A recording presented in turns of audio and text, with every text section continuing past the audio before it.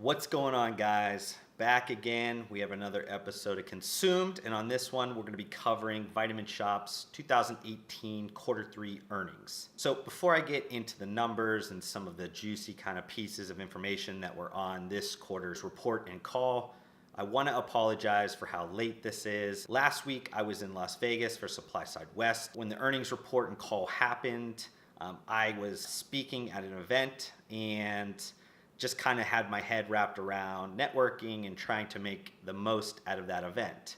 If you guys hadn't watched that video, I posted that the other day. I'll kind of link that on a pop-up on this video. But let's kind of jump into the numbers first, just kind of how I always do it, guys. You know me by now. And then we'll kind of get into the juicy morsels of strategy and what's happening at the Vitamin Shoppe, what they're gonna do to offset some of these losses, and move forward in kind of a stronger position. So just from a revenue piece, Vitamin Shoppe saw revenue of $277 million this quarter. That was down about 2% year over year. And that's pretty consistent with the first 9 months of operation. I think they're also down about 2% from the previous year's 9 months. So pretty consistent. This year. They saw a positive trend to their gross margins this quarter. I think it was up about 60 basis points, or kind of like 0.6%. And they're kind of noting some things that I'll cover a little bit later in the video, but it's kind of surrounding some of their merchandising strategies right now. When you kind of boil down operating costs and kind of accounting, they did see a net loss this quarter, but it was much better than kind of the year over year, because last year they took kind of a very large impairment charge, a goodwill impairment charge. If you guys remember from my bodybuilding.com video, I kind of went over what a goodwill impairment charge is, but they didn't really take much of that this year. I think last year was attributed a lot to like some of the hurricanes and things that were happening. And then kind of same store comps, the retail number we kind of always look at, they were kind of right in line with where GNC was this last quarter. They saw same store comps down about 2%. But if you kind of look at last year and the performance they had last year over the kind of the first 9 months,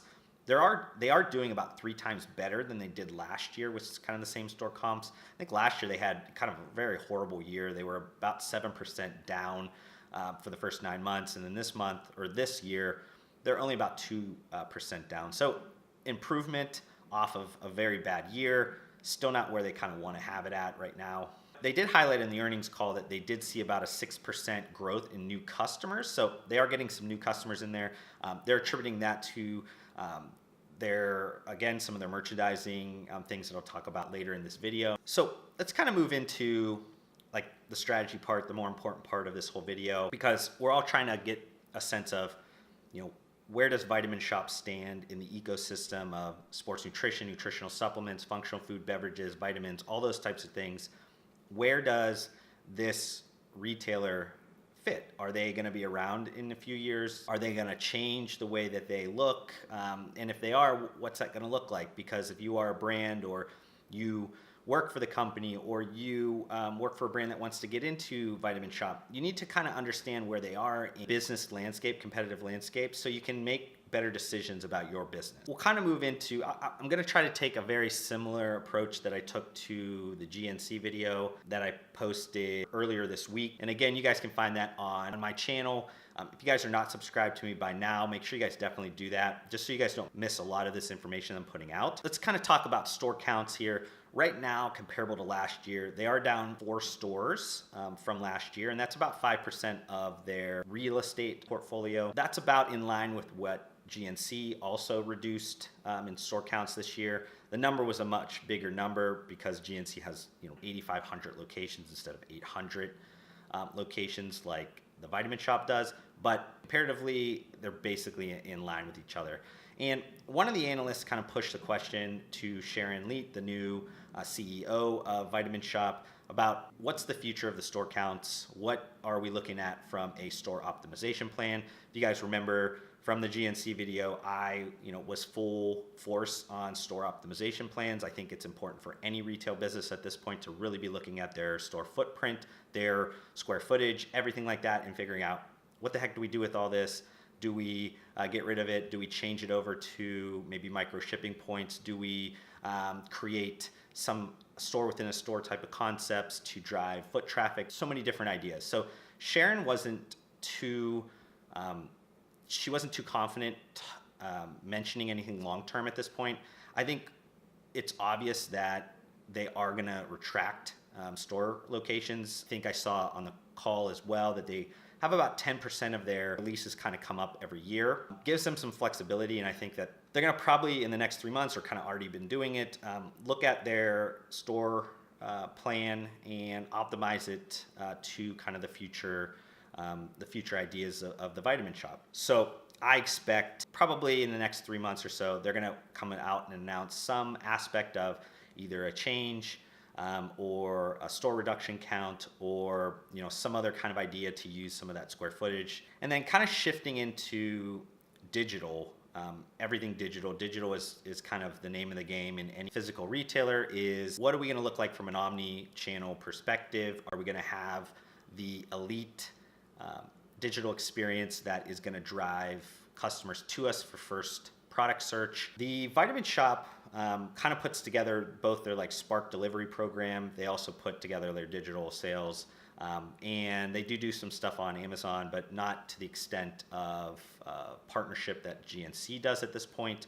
But they're kind of highlighting that there's about a 22% growth in their digital sales. I will say that is a reduction or a slowdown from previous quarters.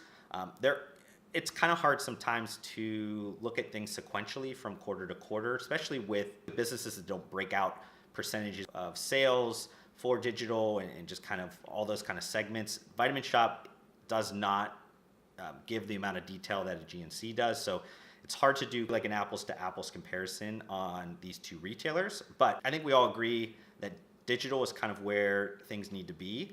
And that doesn't need to be pure play all the time. It could be some aspect of click and collect, or them utilizing maybe some same day deliveries, or things that are kind of leaning into grocery, depending on where they think their merchandising is going to go in the future. And kind of the majority of the call was around the topic of merchandising, and their CMO and kind of their chief merchandising officer, Dave Mock, he kind of gave a lot of different insights in terms of what they were doing at the Vitamin Shoppe to potentially create a pretty good experience for consumers. He highlighted extensively this Keto HQ idea. I've made a video about Vitamin Shoppe kind of coming out all in on keto.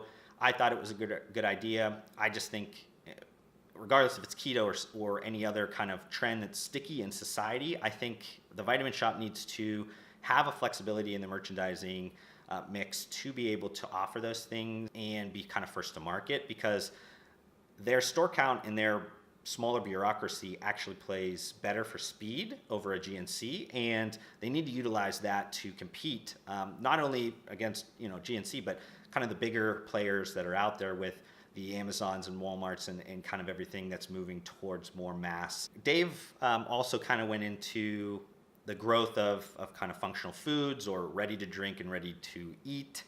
That's no surprise again for people that watch me all the time. I talk extensively about how that's driving a lot of the growth in retail right now, and in the category of what they would consider kind of sports nutrition. It makes sense for them to have maybe more cooler space, or more bar space, or just kind of convenience and snacking options to offer to their customers. And then Dave kind of went into talking about just the speed at which they're working on merchandising at this point. They've seen double the product launches from last year, which I think was extremely slow last year because they had some turnover in their buyers or category managers, and they just had a lot of things going on internally at Vitamin Shoppe that kind of slowed down some of their new products and new brands being offered. But he also kind of noted that incrementally, because I think he knows people like me and other people in the industry understand kind of where they were at last year, and it's not really a good comparison. But he's saying, incrementally, quarter over quarter, we are also seeing more product launches. So we are moving at a faster pace, because we understand that product life cycles, brand life cycles are shortening now, and people need to see new things. They love new things. They love to explore, especially millennials. And that also kind of goes into private label. I'm a big proponent on private label. I think private label is important from a margin perspective for retail businesses, but also to create exclusive products that are based around the data of your customers. So retailers regardless if it's digital or analog, they have a lot of information on their customers. They should have a lot of information on their customers. So they should be able to create products, brands, offerings, all kinds of things that are personalized or exclusive to the customers that are coming in there. They should have that information. They shouldn't be leaning on a third-party brand to create these things for them.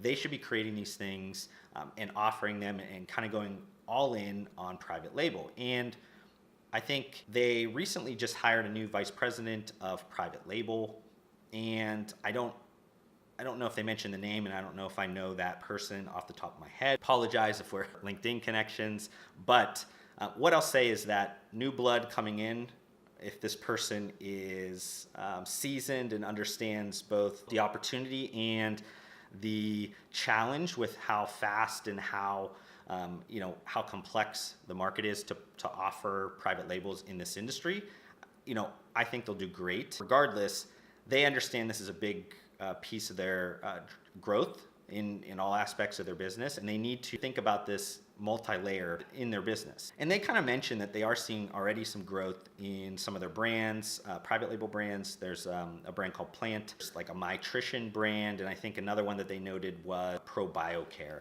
And they're saying that these collectively are doing about 20% growth in those. And they also highlight some other launches that were kind of on some of their existing sports nutrition offerings. Regardless of how fast or how aggressive things are going, do it 5 times faster, Vitamin Shoppe. You need to be thinking about how do we utilize Amazon in a partnership way with kind of their private label accelerators?